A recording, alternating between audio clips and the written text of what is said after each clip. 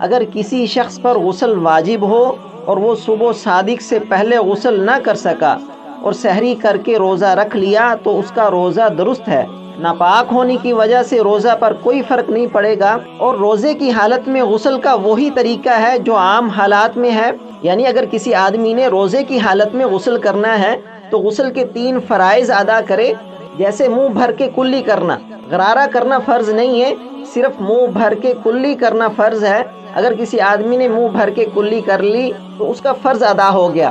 اسی طرح ناک میں پانی ڈالنا یہ بھی فرض ہے، لیکن پانی اوپر تک کھینچنا یہ فرض نہیں ہے، بلکہ جہاں پر نرم ہڈی ختم ہو رہی ہے وہاں تک پانی پہنچانا فرض ہے۔ اگر آدمی ناک کے ساتھ پانی لگا لے اور پھر چھوٹی انگلی ناک کے اندر ڈال لے، اس کو ہر طرف گھما دے تو اس سے فرض ادا ہو جائے گا۔